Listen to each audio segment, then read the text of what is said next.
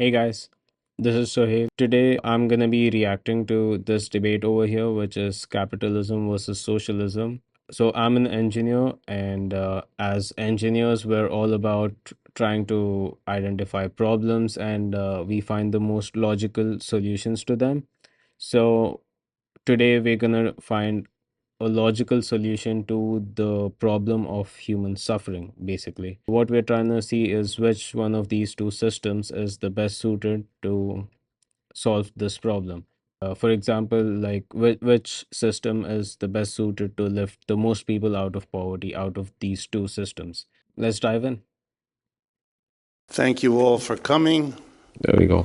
I assume that socialism is the reason that you came, either for it or against it. And I hope that the things I have to say will make some sense of it for you. Socialism preferable to capitalism. My basic argument is that's a very low bar. Mm-hmm. That's not asking much. And I want to make that case as strongly as I know how. But I have a problem in the very beginning, as I always do, traveling around this country, talking about this. And that is, we are like bears in this country, coming out of a hibernation, about 70 years of it. Since 1945, when everything changed, from a society in which socialists, communists, Marxists occupied all the normal positions in society as teachers, and there was Uncle Sam with his hat, arm in arm with Uncle Joe, which stood for Joseph Stalin. And so in 1945, everything had to be undone. The New Deal coalition, for those of you who remember your history, socialists, communists, the CIO unions representing tens of millions of American workers, they're the ones that made all that happen. They're the ones that made Roosevelt do all those things. And they had to be defeated, and they were. And the way you break up a coalition is you find the weakest link, or what you can make out to be the weakest link, and suddenly communists and socialists who had been the militants making the 1930s the greatest unionization period in American history. We never had anything like it before. We've never had anything like it since. Communists had to be transformed, and likewise socialists. From the great allies in the war, from the great vanguard of social programs in the 30s, they became agents of a foreign power likely to be interested in strangling your cat.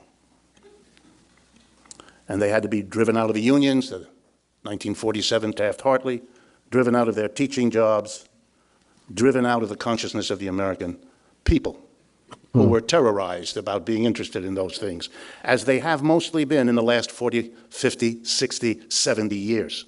A personal note. When I went to college as a young person, I was interested in learning about Marxism, and I asked my teachers in the university, what course can I take to learn about Marxism? Half my teachers explained to me there isn't any, nobody here knows anything about it. The other half said, oh, yeah, we know about it, but we're way too scared, we're not going to teach you anything about it. Because of the Cold War. In my undergraduate and my graduate years, and I majored in economics, I'm an economics professor, here's a fact. Cold War wasn't just an arms race or a battle between two nations. It was a war between two ideas. And then that's exactly why the US had to completely move away from the Marxist theory, basically. Ever in any economics course assigned me one word of Karl Marx. The three schools I attended were Harvard, Stanford, and Yale. And if they don't have the courage, what can you expect from Eastern Kentucky? So I have a problem to talk to you about socialism, because unless you're a very unusual American, and there are some, or a foreigner, because the situation's different abroad, you don't know much about socialism, or what you do know is 75 years out of date, because it's changed a lot, as I'm going to point out to you as I go through the argument. Okay, let's do it. Socialists disagree, they always have, from the beginning. Socialism is a product of capitalism, it always was. There was no socialism before capitalism came into being. Why? Because capitalism in the French and American revolutions made a big fat promise. when it asked people to leave the feudalism that existed before and shift over to capitalism. It made the promise, as in the French Revolution, that capitalism would bring with it liberty, equality, fraternity, and let's add democracy and prosperity. So basically, capitalism came out of feudalism and socialism came out of capitalism. Socialism is the movement that recognizes that what capitalism promised, liberty, equality, fraternity, and democracy, wasn't delivered and never was. And the socialism is a movement which, if it has anything in common among its different tendencies, is a notion that we can do better than capitalism. It's a yearning to do better. It's the kind of yearning slaves had to go beyond slavery, or serfs to go beyond feudalism. Employees and the people who empathize with them figure we can go better and do better than capitalism. That's what socialism is. Then let's do the next one, inequality. Oxfam in England keeps track of these things. And the latest number from them summarizes it all. The 80 or 90 richest people in the United States together, in the world, have more wealth than the bottom half of the population, 3.5 billion people. Insane. That's the achievement of capitalism, that kind Absolutely of distribution. insane. If you took away half the wealth of those 80 to 100 people, guess what? They'd still be the richest people in the world, only you'd now have a vast amount of money to deal with the sickness, the lack of education, the absence of water, the insufficiency of food of the vast majority of people. What an achievement, such inequality. And now finally, the lack of democracy. The part of it you probably know and thought about is the buying of our political process. On display every day, everywhere, you all see it, you all know it. But here's a part of the lack of democracy you might not have thought about. Long ago, we got rid of kings, queens. We decided we didn't need somebody sitting at the top of society telling us all what to do, so that we would all be, let's call it subjects. That's what they called us. So we got rid of the kings and queens, and we said, no, Got rid of the kings and queens, replaced them with boardrooms and CEOs who basically run the countries nowadays. we can run this in a different way, this political system. We can all get together, we can periodically vote and take steps and collectively make the decisions that used to be in the hands of the kings and the queens. How interesting. We democratized, at least a little, the politics. And what we didn't do was to democratize the economics. So what do we have inside each enterprise? A little king, an owner, a manager. To be fair here, now we have more and more younger or newer employees who are getting shares, or there are even these companies called co-ops, which is basically a democratic enterprise where everyone has an equal say in what to do with the profits. A board of directors, a king and his court, who run everything, who make all the key decisions, what to Theoretically. produce, how to produce, where to produce, and what to do with the profits everybody in the enterprise helps to produce. If it's too difficult for you to hear me out, then it's a sign that I'm getting to you. Thanks. We're good. What did he say? If it's too difficult for you to hear everything, who make all the key helps to produce. He said stop whining. I mean, someone's whining. If it's too difficult for you to hear me out, then it's a sign that I'm getting to you. Thanks. We're good. Please keep going. Please hear out. We don't have democracy in our workplaces. We never did. The commitment to democracy is verbal in this society, limited to that voting activity where we live, but not where we work. And as adults, that's where we spend most of our time, going to work, being at work, and recuperating from work. In the workplace, no democracy at all. We do what we're told. What we produce belongs to somebody else, and we have no say over what they do with it, how this is organized, what the technology is. And socialists, therefore, have said, my God, we can do better than capitalism, and that's what they want. And that's what they agree on. But here's where the disagreements. How do you go about it? What do you do? And we have a benefit, socialists do today. We have some experiments that were made in the 20th century. Russia, China, Cuba, and so on. And we learned from those experiments what works and what doesn't, what should be pursued and what should be set aside. And so the new socialism, and if you're not aware of it, that has to go back to what I said at the beginning. You haven't been keeping up, which is hard to do in a society which makes socialism a taboo. What has happened to socialism is a refocusing of itself. It's not interested so much in the state doing things that achieved rapid rates of economic growth, true enough. but it also left too much power in the hands of too few people, and that has to be addressed and dealt with, which socialists have been doing. And the new focus of socialism is to do something at the workplace that was never done, to go beyond capitalism in the organization of the workplace, to democratize the workplace, to make where we spend most of our adult lives at work a place where democracy reigns, where all the people who work in an enterprise participate in making the decisions of what to produce, how to produce, where to produce, and what to do with the profits. Because if they all together made those decisions, we wouldn't give some people $150 billion and other people have to borrow money to get their kid through college. We wouldn't have the inequality.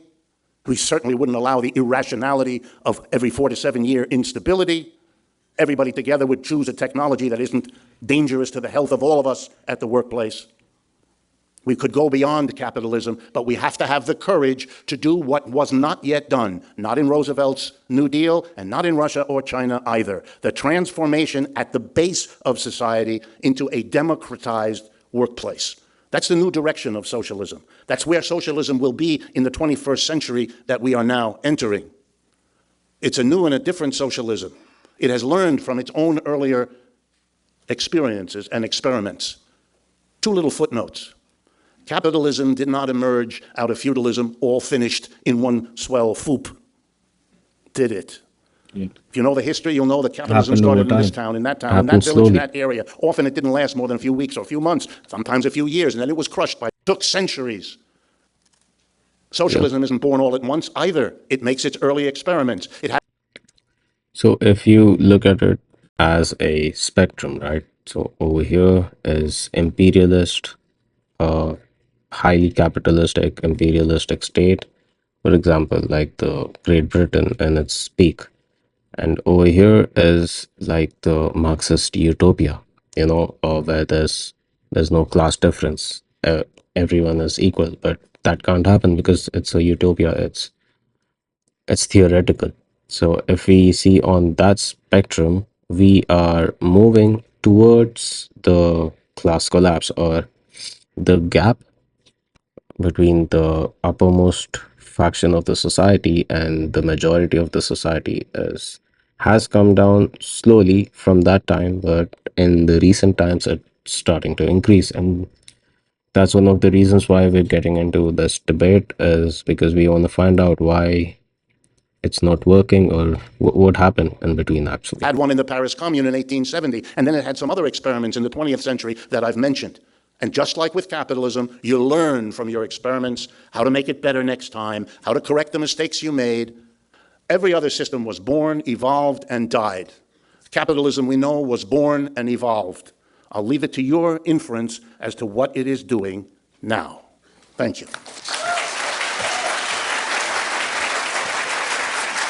All right, thank Is you, it time? Richard Wolff. Follow him on Twitter at Richard D. Wolff with 2 Fs. And now, taking the opposite side, is Gene Epstein. Follow him at Gene Soho Forum. Gene Epstein, ladies and gentlemen. Gene Epstein. Well, let me start. It is a pleasure to share a stage with Richard Wolff, who I consider my alter ego in a parallel universe. We both came of age as socialists, in my case from age 1, since my mother was a card-carrying member of the Communist Party, and I have her FBI file to prove it. You could always tell who the FBI agents were in the party because they were the only ones who paid their dues on time. Richard paid his dues by getting an economics PhD at Yale, followed by a career advocating socialism. I paid my dues by evolving into a different kind of radical, a bleeding heart, freedom-loving advocate of capitalism. I believe that even the deeply flawed capitalism we have now, heavily distorted by government interference on behalf of the powerful, is preferable by far to Richard's socialism in promoting freedom, prosperity, and equality. Richard bears a very heavy burden of proof because his socialism has never existed. He repudiates What do you mean it's my never mother's Soviet existed? Union, my mother's favorite Cuba. He has I mean, it exists today. It exists in United States. Just doesn't mean their ideas have vanished. Their ideas exist. indeed called these systems state capitalist. I'm glad he's learned from their mistakes, since their mistakes has in fact, of course, cost the blood of tens of millions of innocent people. What? Capitalism was way more brutal than that. What are you talking about? What the heck? He wants the economy, as he explains in his book, Democracy at Work, A Cure for Capitalism. He wants the economy reorganized around workers' self-directed enterprises in which employees own and democratically run companies and keep the broadly defined profits or surplus that normally go to the employers. I fully support what Richard calls employees becoming their own employers, Let's go. so long as people freely choose that arrangement. Richard thinks such firms are a substitute for capitalism, but they're actually just another option that capitalism offers. Nothing about the system of protecting property rights of firms in a free market dictates how these firms must be structured. Richard himself has written about the, quote, varying kinds and degrees of democracy in the workplace which already exist. Based on these cases, he observes, quote, workplace democracy responds to deep needs and desires, unquote. But these deep needs and desires seem to run only skin deep. Richard has written that in today's worker-owned enterprises, quote, it might be legally possible for So there's two ideas. I think Professor Wolf is talking about a complete a revolution type change in the system, but Gene right here he supports democratizing the workplace as well, but he believes it should come from inside the capitalistic system, which is, I mean, if that happens, then well and good, because that's the eventual goal, right? Doesn't matter if it happens through capitalism or through a revolution. In the end, that's our goal. So you're right. worker owners to transform the enterprise so that they become not only owners, but also collectively directors. However, he concedes that has very rarely happened. Well, no doubt it very rarely happens because workers very rarely want it to happen. But the move to Why? workers' self-directed enterprises can happen in the capitalist system if workers do want it to happen. Start with the fact that the bottom half of the population accounts for No, workers do want it to happen, but their bosses don't let it happen. That's the entire problem. Workers do want a piece of the company. Everyone does. one-third of all consumer spending. The bottom four-fifths for nearly two-thirds, adding up to trillions of dollars per year. On the investment side, there's over $1 trillion in labor union pension funds domestically and an estimated 40 trillion worldwide held by labor union pension funds. All this financial firepower could be marshaled to make workers' self-directed enterprises the dominant mode of production. And it would be true to the 1960s view that radical change must be implemented by the same people who seek to be the embodiment of that radical change. But the unwillingness of workers to follow the Marxist playbook is as old as Marxism itself. Around 1980, democratic socialists like Michael Harrington and Tom Hayden advocated a bottom-up socialism similar to Richard's. But they acknowledged that without the coercive power of government, worker-owned enterprises, quote, are almost impossible to get off the ground, as two of them wrote. Richard might argue that it's okay to use government power to try to jumpstart workers' self-directed firms, since government often rigs the game anyway.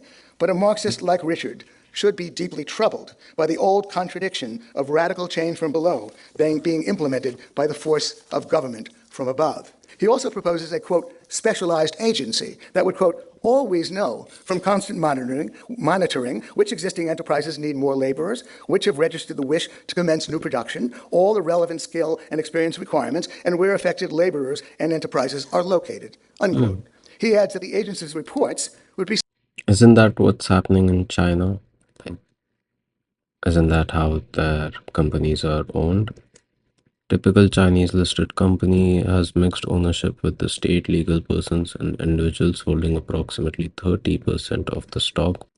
A mixed ownership, state, shareholders, and the workers. Everyone gets a piece.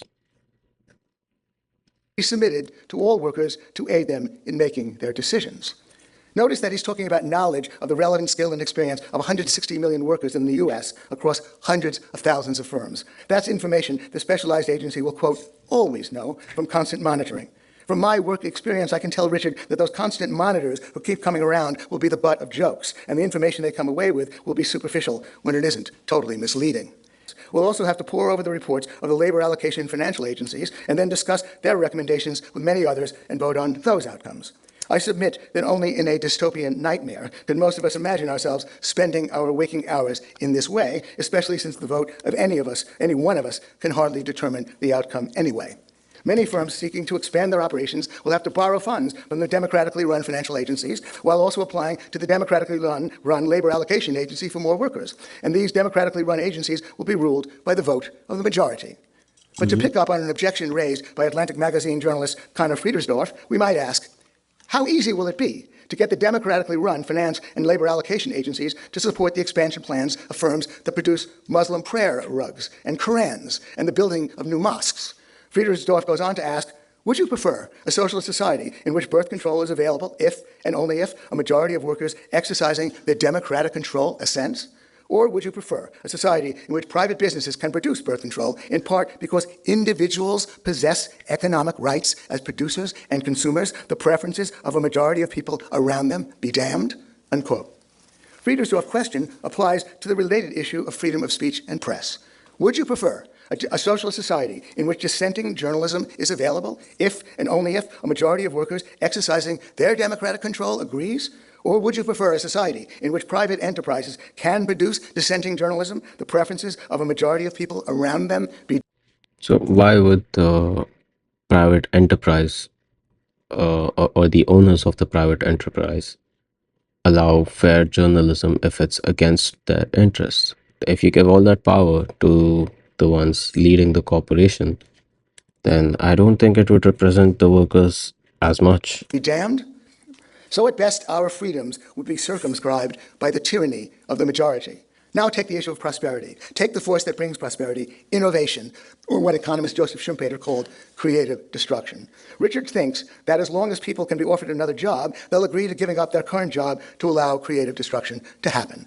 But since people naturally resist change, efforts at major or even minor change would likely be thwarted by special interests reluctant to give up their established positions.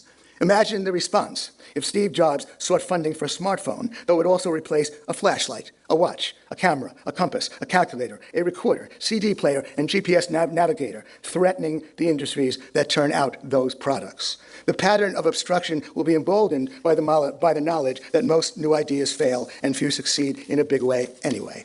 And on income inequality, the turn toward capitalism in countries like China and India has lifted hundreds of millions out of grinding poverty and has therefore meant a narrowing of income inequality globally. But I began by saying this is a flawed system, riddled with crony capitalism. Richard mentioned the instability of the U.S. economy. Indeed, it is unstable. I read Richard's analysis, and as far as I can understand, he believes that the Great Recession was triggered by the fact that the consumer was tapped out. The consumers could no longer afford what they were buying. Well, if he looks at the data, he'll find that just before the Great Recession happened, continued to rise. That was in the fourth quarter of 2007. What he ignores was the crony capitalist policy of government through the Federal Reserve. Yes, we have a flawed capitalism, but in order to make it a better capitalism, we have to do a lot of radical things, including reining in the power of the Federal Reserve. That does indeed cause a banking cartel and brings instability in this economy. Maybe we can talk more about those things later on. Thank you very much. That's true. All right. Richard Wolff, please, you have 5 minutes to rebut.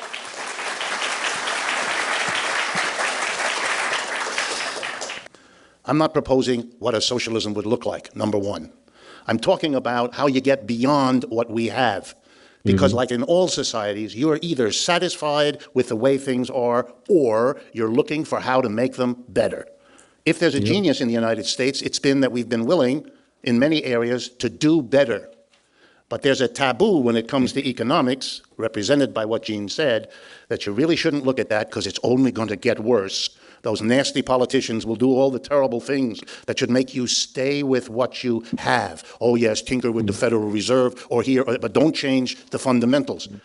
Where did that come from? Where did the economic system get a pass? We debate about family life, we debate education, we debate our transportation system, but debate the fundamental structure of capitalism, which is not about markets and not about the government, but how you organize the production and distribution of the goods and services without which you cannot live. Slavery did it with masters and slaves. Feudalism did it with lords and serfs. Capitalism does it with employers and employees. And the whole purpose of my book and the work that we do and the new directions of socialism is to question and transform that. No more group of employers telling us all what to do and employees living in that undemocratic workplace. And the whole notion of controlling the government so it doesn't oppress you in all the ways that Gene likes to enumerate is to create a social force at the base of society that could possibly prevent that. Means you don't have a small group of people in a government cutting a deal with a small group of people called employers at the expense of a large group of people called employees. That's the transformation at the base of society. So, in a purely capitalistic neoliberal society, what happens is if the companies get too powerful, maybe even more powerful than the government, because there is no interference from the government, what happens? They basically buy out the government, which is what happens in a lot of the free market systems. And eventually, the government becomes a spokesperson for the corporations. That will mark the 21st century's socialism. So that all the old arguments against the socialisms of the past, arguments predicated on what's wrong with the government and the overwhelming power of the government, they're not relevant anymore because the thrust of socialism is at the base of society, not at the level of government. There's a reason Karl Marx wrote no books about the state and endlessly studied the production and distribution of goods and services, because that's the core of the economy he wanted to take us beyond. And that's the problem we have. We have let that go as if there's something necessary or holy or sacrosanct about that way of organizing production. So we all take it for granted. We shouldn't. We never should have. The impulse to democracy ought to have been applied in the workplace. And as for the arguments, gee, you wouldn't want to go to all those meetings. Those were the arguments of the kings. We don't face that the basic organization of production has been given a free pass and is what's holding us back. Thank you. Thank you, Richard. Gene, please, you've got 5 minutes. Well, Richard wrote a book called Democracy at Work, A Cure for Capitalism. It was published 7 years ago. I read it quite recently. Richard probably hasn't read it very recently. That's where, at least commendably, he's written a whole book, a book, by the way, that Karl Marx never did write, about the socialism that he wants. And I quoted copiously from that book in my initial talk. If Richard is now going to say, oh, well, that book, it's forget that book, just, try to recognize that socialism is preferable to some of the crap that goes on now, then we'd have to say, Richard, we've been hearing that for over a century, from socialists. Then we had the Soviet Union, there's Stalin, then we had Mao, then we've had a lot of mess from your socialism. You got to be a little bit more specific. How did we have a mess? Russian society, it went from basically farmers to what were they, like feudal farmers, and from that they went to the top two most powerful nations in the whole entire world within 30 years. How did that happen? Under Mao? Yeah, there was the Cultural Revolution, but China is literally the probably the most powerful country in the world right now. Before we get the least bit interested in something that has been so disastrous for humankind. We had socialism in Israel. We had 5% of the country really was socialist. I trust that Richard would agree that the kibbutzim of Israel, where 5% of them lived, really were socialist in a true sense, the bottom-up sense. And that's what I'm proposing. Now, of course, what also happened to Israel, as Richard probably knows, as you probably know, is that those kibbutzim just fell apart. They don't exist anymore. People lose interest in it. But again, what we are saying, we libertarians are saying, go for it. Workers, self-directed enterprises. You do have co-ops. Richard, in another mood, say, hey, look, you've got co-ops. It speaks to needs and desires. Exactly. And indeed, maybe it does. Then go for it. Now, we abrogate that for the crony capitalist system. That's what brought about the housing bubble that caused the Great Recession. I'm quoting Noam Chomsky, a guy I also like, by the way, even though he's a socialist. To a too great extent, we privatize profits and we socialize losses. That's what the Federal Reserve does. That's what it's all about. Do I want to sit back and like the system? By God, no. We have a crony capitalist capitalist system, by the way, that shafts people of limited means most of all, that defends the rich and powerful. And there have been victories against it. We used to have an airline cartel protected by the Civil Aeronautics Board. Then somebody noticed that where the CAB didn't dominate, a flight between LA and San Francisco within the same state cost half what it cost to fly from Washington to Boston, or Washington, D.C. rather, to Boston. Same distance, twice as expensive because of government. So then they abolished the CAB, and there was competition in the airline. And that was a huge victory for middle-income people. So victories can be won. Richard, I want to recruit you to change this system of capitalism, if you'll excuse the expression that my socialist Uncle Abe used to use, but I use it as a contraction for crony capitalism. We need more capitalism, not less. We need. What he's saying here is he's not against capitalism, he's against crony capitalism, and the solution to that is more capitalism and not less, which would, I don't think it makes sense even in theory. Like, capitalism eventually leads to monopolies, it eventually leads to crony capitalism. And we need a powerful state to tackle that. Need to change things. Richard could join us, or he could focus on building his workers' self-directed enterprises from the ground up, building on top of the co-op movement, the employee ownership movement, which, by the way, already gets tax breaks that I don't necessarily object to, that already gets those breaks. Go for it. Turn everybody onto worker self-directed enterprises, and they're perfectly compatible. It's just like being in business for yourself. That's all it is. It's a great idea. It hasn't really caught on, but maybe it has potential. I welcome it. Thanks very much. All right. Thank you, Gene Epstein and Richard Wolff. We're now ready to do the audience Q&A. We're going to start right now. Go. First question. Hello, my name is Nicholas Jacobi. I'm from Germany, native German, and it took me 35 years and winning the Green Card lottery for learning what libertarianism is. I studied social science in Germany, taught it. Thank you. What's the question? I would like to know from Mr. Wolff why he thinks that it was not possible for me to learn about libertarianism and tyranny of the majority, even though I studied social science and taught it for 7 years at high school. Yeah, I'm now 38 years old, and it took me moving here.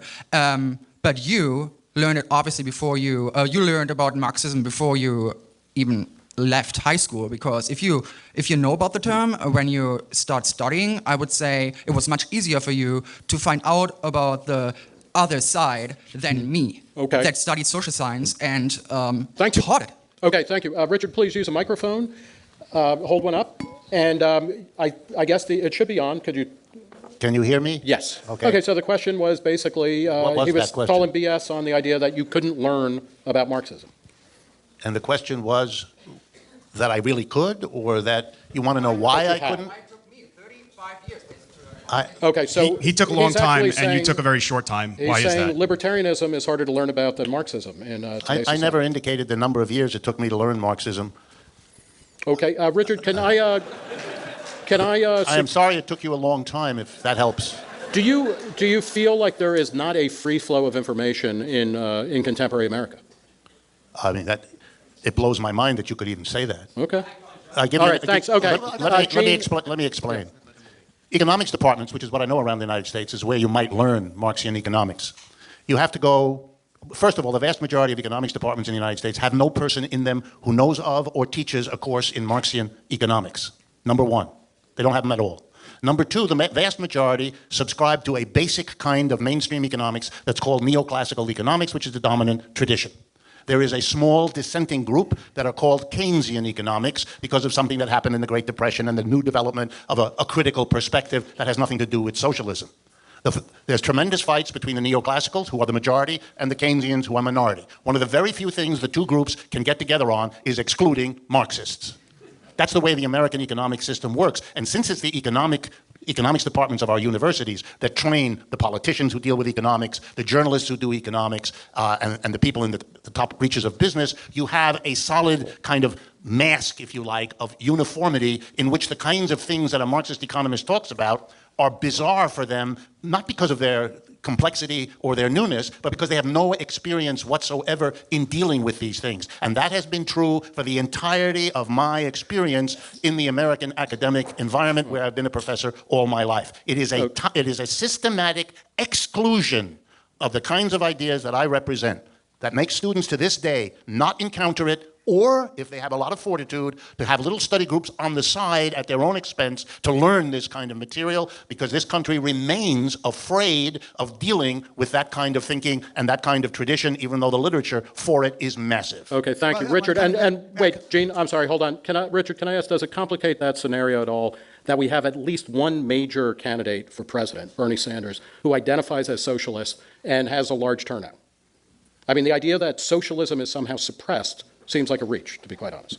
Bernie Sanders is the first candidate in 75 years not to disown that title as part of the requirement not to commit political suicide. And you want me, the first time in 2016 that he dared do it, breaking that taboo, I'm supposed to pretend that the one person so far done it in 75 years? Plus, they dropped him. Like, they chose to run, the Democrats chose to run Hillary over Bernie. And because Bernie would have won against Trump. Undoes what I just said? You got to be kidding.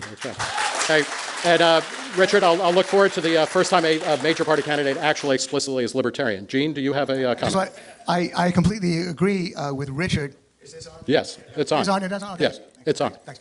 Yeah, I completely agree with Richard that that there's a lot of mind rot in the academic departments on economics. Most of these economists basically want to run the world. They want to pretend that economics is a branch of mathematics. It's a waste of time for the most part. In the age of the internet, don't let school get in the way of your education. There's no excuse not to inform yourself about a whole range of things, including Austrian economics, with which I identify, or Marxist economics, with which Richard identifies. The internet offers just an incredible amount. Lectures from Richard Wolff himself on the internet. I appear regularly on Part of the Problem, Dave Smith's show. So you want to catch that to learn economics the intelligent way. But whatever you really learn, you teach yourself anyway. Don't let school get in the way. Thank you. And it might be interesting. We're going to go to the next question. To think there's, by my count, I think there's 2 Marxist economics departments in the country. There's one at Notre Dame and one at UMass Amherst. There's about 2 Austrian programs of note, maybe 3. So we're, as Dave Smith pointed out, we're all losers in this room. We have that in common. We're in the same club. Okay. Question. Let me just briefly correct. There was at Notre Dame a department. That program was destroyed about 8 or 9 years ago and doesn't exist. And the program at University of Massachusetts, where I taught, has ejected most of the Marxists that were there. There were half a dozen. It is now really better described as a Keynesian or left-wing Keynesian program. Thank you. There is no Marxist department in the United States. There are only scattered Marxists Marxists build one, here or there. Get those workers building up from the ground. Let's go. Okay, question. Sir, no preamble, no, we don't care where you're from. We're all strangers here. It's the French Foreign Legion. Just ask the question. This question is for Richard. In a 100% capitalist society, laissez-faire capitalist society, where there's no Federal Reserve, you would be well within your rights to be a socialist. All you need to do is band together with other socialists and form your own community. Whereas, if I want to be a capitalist in a socialist society, I would be forbidden from doing so. Why do you want to force everyone to be a socialist? Why not let the capitalists be capitalists, let the socialists be socialists, everyone's happy? Thank you. Richard. First of all, in whatever socialist societies you're referring to, and the major one in the world today is the People's Republic of China that uses that name, they are busily encouraging people to form and develop capitalist enterprises. So the premise of your question is wrong, number one. Number two, I never said and would not argue that in a society that is in transition, as I believe, is for there to be enterprises organized in the old traditional capitalist way and enterprises organized as worker cooperatives in the new direction. I would expect that kind of coexistence to continue to be filled with tensions and difficulties, much as capitalist enterprises began in feudalism and existed in a tense relationship until the transition happened further. So my presumption is there will be coexisting different structures in whatever name you give to these societies in transition. Okay. Look, and the entire economy is worker co-ops. I say that's great. That sounds terrific. Run your own enterprise. Some of the other things Richard proposes, which would be the iron fist of the state having to do with finance, that I object to. However, there was an article in the National Review under William F. Buckley, the right-winger, welcoming worker ownership. I know that article well because I wrote it. And so, again, we're not arguing about that. What Richard doesn't really want to do, I know, for example, he likes Jeremy Corbyn's idea, another kind of top-down plan where you can sneak this kind of thing to the back door. Go for it. There are co-ops. They already exist. So my question for you is, do you think that socialism intrinsically violates the non-aggression principle? And if so, can you explain how committing aggression leads to greater freedom and equality? It's the non-aggression principle. Okay, so for a personal property, I would suggest the state should be completely away, but for a private property which is owned by an enterprise, there should be some state interference so that they don't exploit the workers. for example. Do you want to do a quick description of the definition of the non-aggression principle? Okay. Or you want me to? Yeah. Sure. So the non-aggression principle is to get. Under capitalism, if you don't work, if you don't get a job, you're going to starve. I mean, that's aggression. So again, forgive me, but you're coming at Richard from left field because he's going to say that clearly the capitalist system commits aggression because you're going to starve unless you get a job. And exactly. And then of course and we have a lot true. of answers to that. Somehow or other, all the starvation tends to happen in socialist countries, not in this country. But I think I got Richard fired up. He's going to answer you now. You're free to start. I just jump-started. You did. Yeah. Mission accomplished. Yes, this remarkable tendency in a frightened society to assign starvation or deaths. It's the only place in American culture where counting dead people seems to be a way to make an argument. Gene mentioned it before. Now it's starving people. Before he mentioned the disasters of socialism where millions died. What is it that capitalism's history shows us? The worst two wars in human history, World War I and II, these were products of competition among capitalist economies, weren't they? 400 years of colonialism destroying two-thirds of the world were products of capitalist accumulation and competition. What kind of let me finish. What kind of mentality picks a few examples of admittedly horrible things that deserve to be criticized, but a comparison of death counts? The first book I ever wrote and published, Yale University Press, was called The Economics of Colonialism. It studied what Britain did in Kenya. Britain arrived in Kenya in 1895 and set up the East Africa Protectorate. And 30 years later, 1930, when the Depression hit, I studied what happened in Kenya at that time. When the British arrived, they did a census, 4 million people. In 1930, they did another census, 2.5 million people. Wiped out half the population.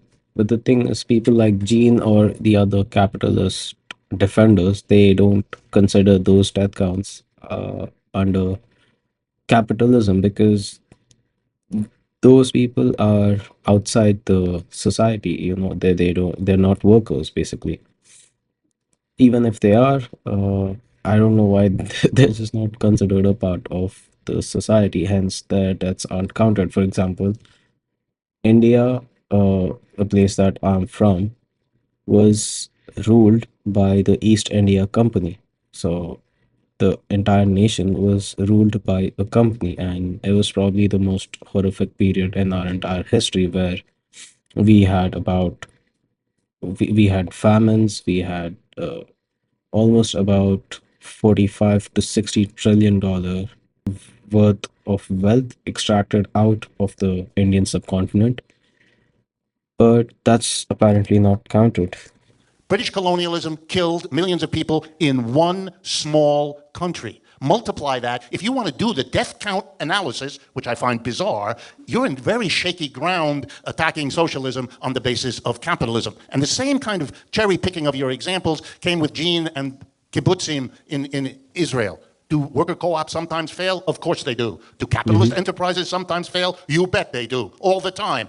What is this strange kind of choosing your example? Let me give you a counterexample. In 1956, a group of workers with a Catholic priest in the north of Spain, in a little town called Mondragon, made a worker co-op. The priest led them. 6 workers, 1956. Today, something called the Mondragon Cooperative Corporation has over 100,000 workers. It's the biggest worker co-op on the planet. It is a great success. It's the 7th largest corporation in Spain.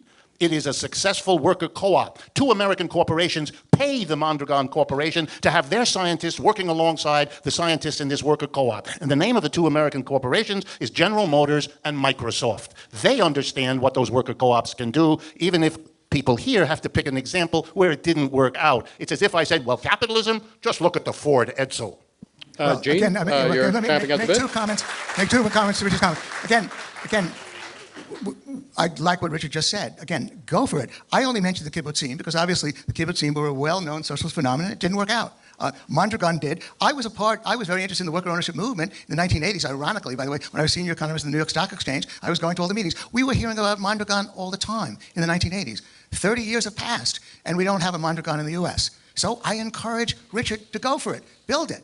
Capitalism will love it. Why not? So again, I'm not trying to discourage Richard about going for it. I'm just saying that he has the means to do it. He can start that revolution right away within the context of capitalism. With respect to the body count point, the only point that's being made in this case, and again, I honestly apologize to Richard for backing him in the sense that he seems to be now defending the state capitalism that he objects to. He wrote a whole book, collaborated on a whole book, in which he condemned the Soviet Union as state capitalist. So he doesn't really want to defend those old line socialisms. But the difference in terms of body count is that this was what governments did to their own citizens. These famines, because they couldn't run the agriculture right. The worst getting on top, lunatics, sociopaths. Exactly. So those deaths are counted because they're done to their own citizens. But apparently, if the famines and the mass extermination of people which were not citizens, then apparently it's not counted. That's a glaring double standard over here. Like Joe Stalin and Mao Zedong and Pol Pot taking over and murdering their own people either through the sin of commission or omission. That's the difference. Oh God, of course, the body count with respect to war, 2 million people, killed in Iraq and Vietnam. Of course, our body count with respect to wars abroad, horrible. Richard and I completely agree about that. We're talking about the body count of governments against their own people under socialism. Okay. That's the bad record we're talking about. Question, sir. And by the way, What do you if mean? there are in fact any women in the room, it would be nice to hear from you. Okay, fair enough. Okay, ask your question. Thank you very much to both of you. This has been very thought-provoking. I have two short questions, primarily Just for Gene, ask but one. Roger, Pick what. This is Sophie's choice time. Pick one of those questions because the other one's not going to make it. Is economic growth ever undesirable, i.e. does it ever lead to increased suffering either domestically or abroad? And what are we going to do with AI when it happens in about 20 or 30 years and nobody has jobs? Very good, sir. Okay, either of you. Richard? Absolutely. We do not prioritize, or we ought not, if that's your question, to prioritize economic growth as if it's a unidimensional plus. It can be, as we learned from It's just a ecological part. sensitivities built up over the last 30 years, that it can be a very dangerous and negative phenomenon. But in a It's not just economic, it's the holistic development of a society, for example, education, free healthcare. society that allows a decision of what to produce and what to invest in to be done on the basis of a private profit calculation, you are hardly in a position to bring in all of those other issues that have to be dealt with. I remember in my education, I was taught a bizarre language which gives it away, that we should remember, our teachers told us, externalities. What a wonderful term. Something that isn't central to what we're dealing with. It's an externality, only slowly to discover that the externality can be more negative than what's internal is positive. Capitalism sanctifies the profit motive. The socialism alternative has always said profit is one among a whole range of objectives, and no decisions should be made based on any one when all the others are equally important to the quality of life. Can I answer both questions? I know what. Answer one. Okay, well, I got the moderator. We got to leave. All decided that we would prefer to work 20 hours a week. Then that labor-leisure choice would begin to prevail. Capitalists would only get us to work for them. We'd be willing to only work part-time. And we'd say, well, we'll work for a little bit less so that it's advantageous to employ two of us for 20 hours a week rather than one person for 40. So then we would have a diminution of resources. We would have a shrinkage of the economy. Wonderful. Why not? If people only want to work 20 hours a week, then we can compete. I perhaps want to explain to Richard, because the simple math is that if full-time workers get $20 an hour, then we'll just work for $18 part-time. They'll get two of us for less. So therefore, we can opt for living less.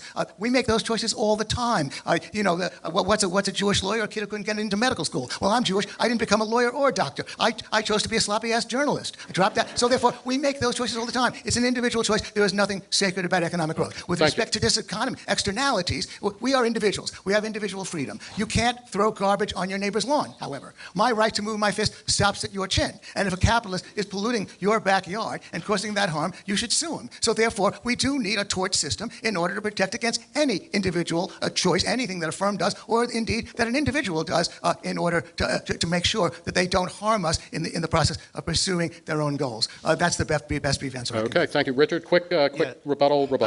I really find it extraordinary, this sort of comment. If we would like to work only shorter hours. The history of capitalism is the history of the struggle of the mass of working people to reduce the length of the working day from the 16 hours it was in early capitalism in England to 14, to 12, to 10, to 8. It's been a struggle at every point. Capitalists driving people, children as well as adults, to work. Not just a struggle, it was literally a battle against the corporations every time to even get like a tiny concession, like medical benefits in a job. They had to basically fight at every step to get a tiny concession. Work incredible hours, workers having to mobilize and fight. This is not a matter of the libertarian notion, let's just choose. That's not the way the world worked. It hasn't worked that way in the past, and it doesn't work now. That's a system that imposed those struggles and all the suffering that went into it until people said, no more. We won't work that many hours. We won't let you have our children when they're 6. That's the history of capitalism, and we're not even counting all the injuries and all the deaths in that game of counting human suffering from a system. I suggest that Richard read a book called by Stanley Lebergott, which is a whole history of the labor markets, of the capitalist markets, and it's got a lot of good facts in it. Now, I believe that one of the things that Richard should try to answer is how was there a whole lot of progress? Why was there so much immense progress by laborers from 1870 to 1925? Or indeed, he says that wages were rising for decades, and the unions statistically were negligible. Government was on. No, I want to end with one fact. There was a 49-hour work week. Capitalists have 49-hour work week as of the 1920s, as labor guide shows. The work week fell. The work week fell because in order to get workers to work for you, to bid for workers, their labor law leisure choice was such that they wanted. There is a Marxist myth that there is an inequality, no equality between bargaining between laborers and workers. Well, that's belied by about 100 years of history. Okay. What Gene is saying is that Marxists tell us that the capitalists will never listen to workers and they'll never give any concessions. But that's the whole point of unions. With you unionize, you do a mass protest, you stop the production, you can get your concessions. So he basically agrees with Professor Richard Wolff, although I believe what he's saying is that there is a different way to go about it. Okay. Ma'am, please, question. We're currently in an opioid crisis, and the World Health Organization ranks our healthcare system 37th in the world. Do you think it's still possible for our current system to fix this, and how would you, using socialism, fix this? Okay. Richard, I guess take the first whack at that pinata. Sure. One of the charming features of the capitalist system has been the endless effort on the part of virtually all capitalists to try to get more than the normal surplus out of their workers, the difference between the value added by a worker and what the employer pays the worker, that normal surplus, if you like. They've always tried to do better by controlling the market, or what we used to call monopolization, becoming strong enough to jack the price even higher to make more profits. And one of the ways you do that is to control a market. In this country, one of the most successful examples... Exactly why the medical industry, the pharma industry is in the US. Is the medical industrial complex. Exactly. Four industries that work together. The insurers, the drug companies, the doctors, and the hospitals. And the producers of medical devices are with the drugs. They've gotten together and they've produced this situation, A, where we pay more for medical care than any other advanced industrial country, and the quality of our health care is at best mediocre, as the young woman pointed out in our ranking number 37. The solution to the problem in our medical care is not another law, another special federal program, another stop. It is a problem in which you have taken something as important as human health, A, subjected it to the capitalist profit motive, and B, allowed that monopoly to function, to coordinate its behavior, and to rip this society off from A to Z and laugh all the way to the bank. Okay. First of all, the Solo Forum in a few months is going to have a debate, Solo Forum debate on the opioid crisis. I invite Richard to come. Free ticket for you, Richard, and a free ticket for the young lady who asked the question to that debate. Basically, Richard and I agree about 90% of the way about the medical care system. It's a crony capitalist system. It has to be unworkable. It's not a crony capitalist system because that problem is inherent to capitalism. Gene, I would say your solution, though, is not to make it fully socialized, but rather to put more market forces in. Yeah, through worker self-directed enterprises, if indeed that's the way they want to construct it. Because I'm all for those WSDEs, which is, by the way, what Richard calls them. Okay, very quickly, Richard, 10 seconds. Yeah, one theoretical confusion. When I talk about capitalism, I'm talking about arranging production with employers and employees as different people in an endless struggle. I'm not talking about markets. The confusion between a capitalist organization and a market is something we ought to get beyond. Slavery had markets. Remember? We bought and sold slaves. Feudalism had markets. The market isn't what's unique about us. Capitalism is what's unique, and that has to do with the organization of production, which is why that's what we go after, and that's the focus of socialism, not some dead, old, stale debate about whether the government should have more or less influence on the market. That's a different subject. Okay, we have a couple of minutes left. I want to enforce brutally quick question, quick answers. Let's get through 2 or 3 more of these things. Sir, go ahead. Richard, can you be more specific about what you're advocating, and can you unequivocally say that your vision of socialism will or will not be mandated by the state? It has to Absolutely. be. Socialism is understood. Whatever its moments, whatever its aberrations, if you really want to understand where the notion of the state being powerful came in, a brief summary of the history. In the 19th century, socialism basically was born. It was the shadow of capitalism. It's capitalism's self-criticism. Whenever there's capitalism, it produces socialism. The notion that you're going to get out of capitalism by somehow eliminating socialism reminds me of what Mark Twain said when he read his obituary in the newspaper. The reports of my death are greatly exaggerated, he wrote. The reports of the death of socialism are absurd because capitalism reproduces it.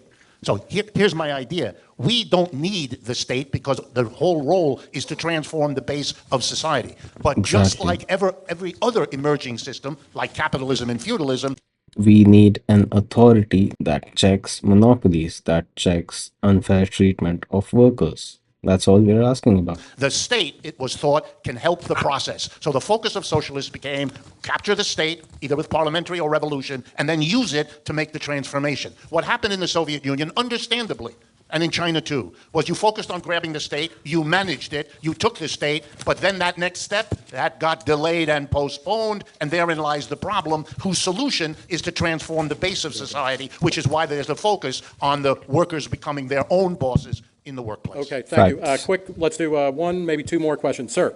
Hi, this is a question for Mr. Epstein. I was just wondering, are federal domestic taxes the only major way to fund federal spending? Repeat the question, I'm sorry? Are federal domestic taxes the only major way to fund federal spending? Are federal domestic taxes the only way, Or just taxes? major way to fund? Yeah. Well, empirically, no. I mean, a lot of federal spending comes from printing money from the Federal Reserve, and obviously a lot of federal spending comes from borrowing money. Okay, we have time for one final question. We got a couple of kibitzers over here.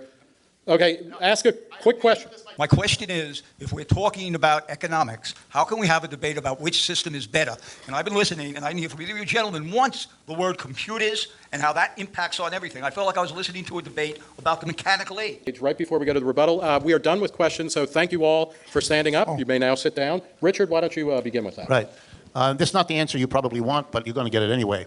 That sounds like both capitalism and socialism. Well, one of the remarkable things in this debate between capitalism and socialism is the easy way folks who are rendered uncomfortable by it find another way, a tangential argument to focus on, as if they can somehow thereby escape these basic system questions. You can't. Every major technological change has led to people doing something which, if I were mean-spirited, I would call a platitude. Everything is going to be changed by the jet engine. Everything's going to be changed by electricity. Everything's going to be changed by chemistry. Everything's going to be you finish the technological determinism, it used to be called. Each new invention is going to radically no, it doesn't. It changes things for sure, but it doesn't alter the basic systemic questions that we're talking. Because someone still controls that technology, and it's not in their interest to democratize that technology. About. They're not platitudes, they're not evasions. The focus on the new technology as if it is magically going to lift us out of these problems, it's a mirage. It has been that through the last 200 years of technical breakthroughs, and AI and computers don't change that story. Thank you. May I comment that Yes. I don't know if there's a syllable of what Richard said that I do not fully agree with just now. In fact, indeed, look, we've had the computer age for 3 decades. We have ATMs, we have automatic tellers. I mean, the way Gene argues, it doesn't really help the argument, because he says that he agrees with Richard Wolff. The only problem is he wants to go about it on a different way. And the different way is libertarianism, or the neoliberal no state government bad policy. So basically give more power to the corporations, and have faith that they will eventually hand that power out to the workers. That doesn't happen. Almost never happens. Wants are infinite, and as Richard is indeed is absolutely correct in saying, the way we run our economy is the way we run our economy. Richard and I, we agree. We have not been debating. You know what? We're going to stop this phase. This was the audience Q&A. We now have the 2 debaters, Richard Wolff and Gene Epstein, going into their final statements. They each have 7.5 minutes. And again, remember that the proposition, the resolution before us is socialism is preferable to capitalism as an economic system that promotes freedom, equality, and prosperity. Richard Wolff, you have 7.5 minutes to seal the deal.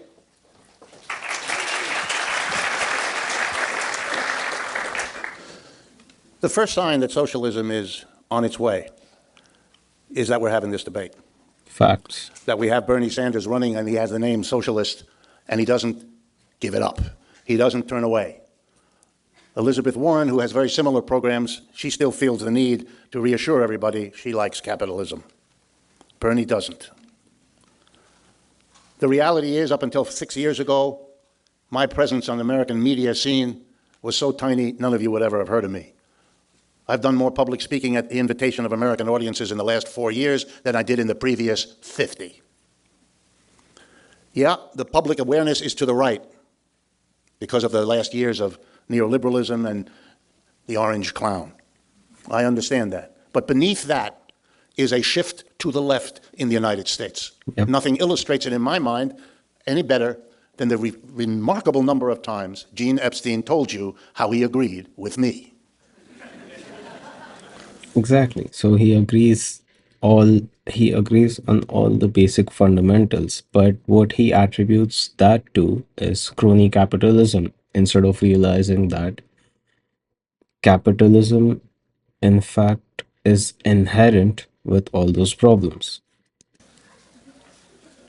I don't run away from the label socialist, and I don't run away from the label Marxist either.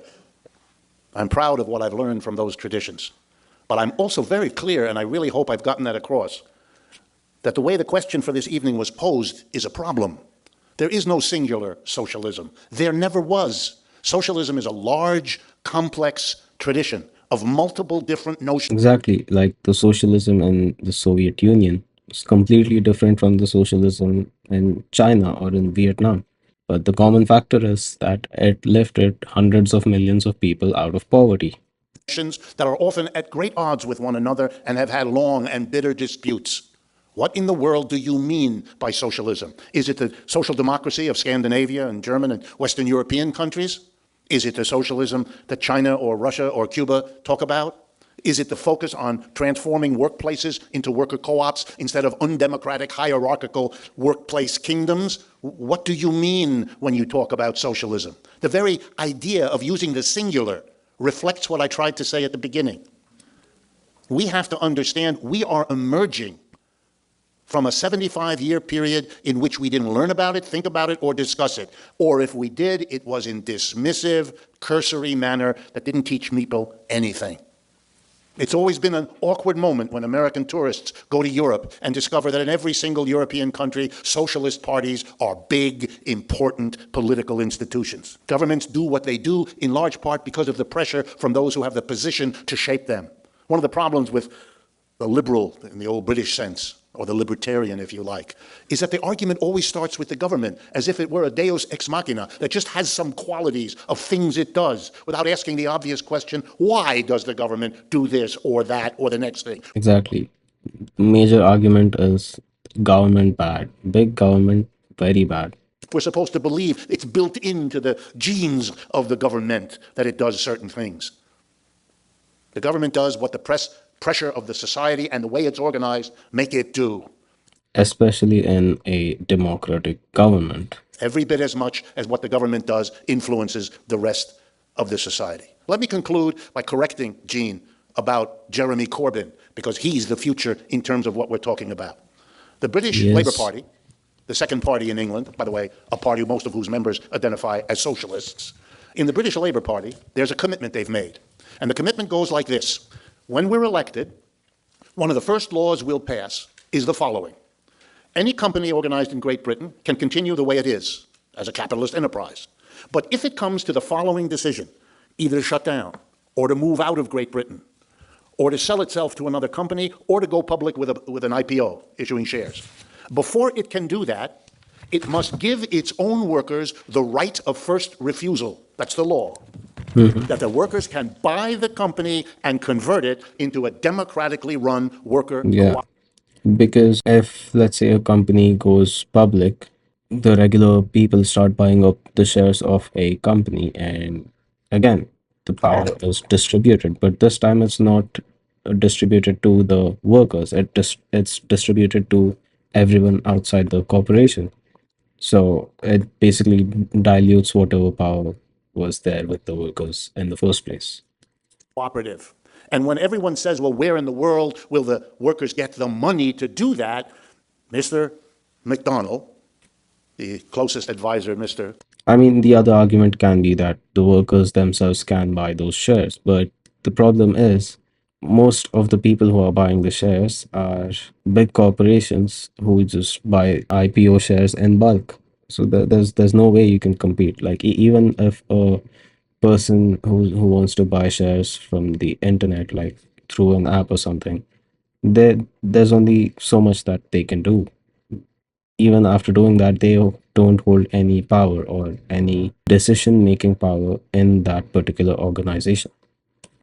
Corbyn has, smiles and says the government will lend it to them. Why?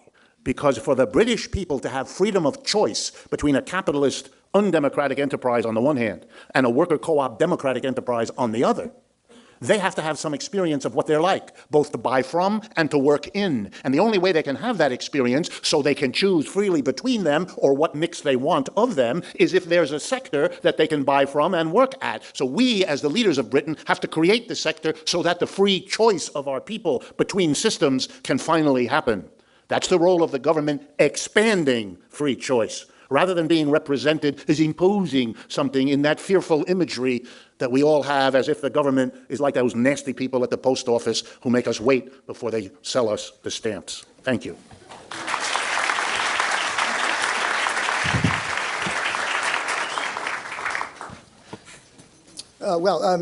I agree with Richard that he and I agree about a great deal. And I think that's wonderful. Always Why do agrees. we agree about a great deal? Because we're both radicals. I've been a little bit troubled That's that his whole he argument. oftentimes abandons his own book, written 7 years ago, and occasionally lapses into defending the old-style socialisms and into falling back into the mode of saying, you know, well, socialism is a lot of things, let's just do it, and again, ignoring the fact that we need to focus, I guess, again, on the old socialisms. Well, take a controlled experiment. Society, the world and history gives us very few. East Germany versus West Germany. West Germany, mainly capitalist. East Germany, socialist. Impoverished in East Germany, under the foot of North the Korea, Nazis. South In West Korea, Germany, capitalist, much more affluent, much more comfortable, a and democratic society. then North Korea versus Cuba. South Korea. I needn't elaborate on the differences there. Taiwan and Hong Agreed. Kong versus most of China until China began to go capitalist. So we have the record staring us in the face of the awful failures of these societies. So we want to say goodbye. Just to note, China is not capitalist. They are revisionist.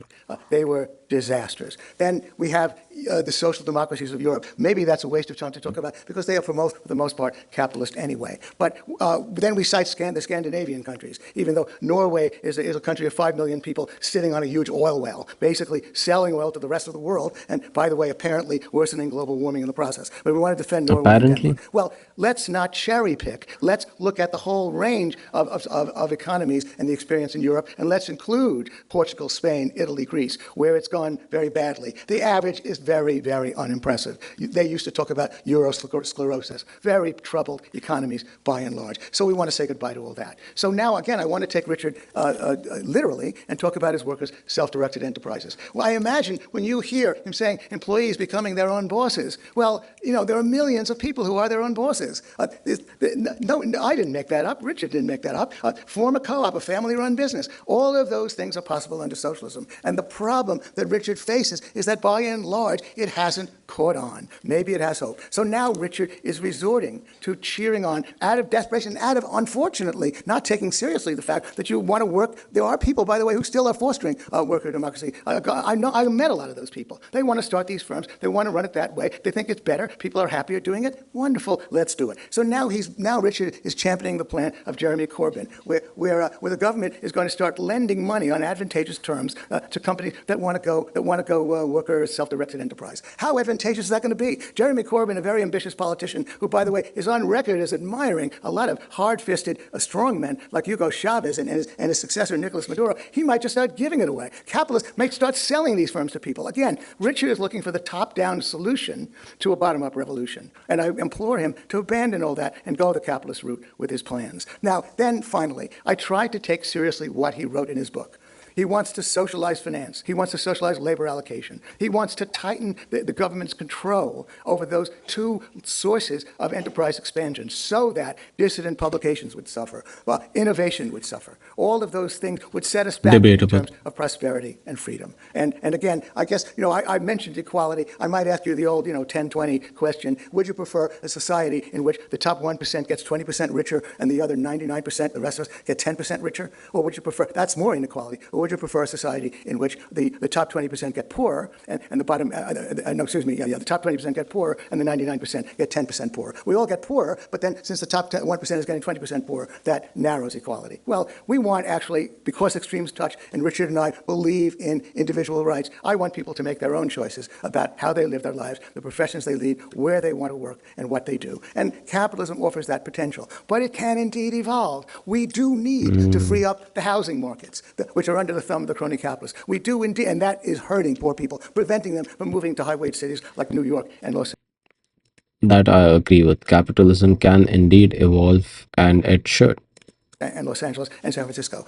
We need to free up the guild systems that make it hard for poor people to get other kinds of jobs. The licensing system that protects people, that prevents poor people from moving into better jobs. There are a whole lot of radical things we need to do to change our economy, but we need to keep the fundamental freedoms under capitalism. Capitalism, private property, is necessary, although not sufficient, to a free and open society. It's not sufficient because government can always come in and jail you the day after you publish something you don't like, just like Obama tried. But it's necessary. It's necessary because if you give somebody like Obama, some political leader, control over your property, over the means of production, then you make it hard even to function in the first place. You make it hard for Richard to sell his books. You make it hard for the Soul Forum to operate. You make it hard for Jacobin Magazine to operate.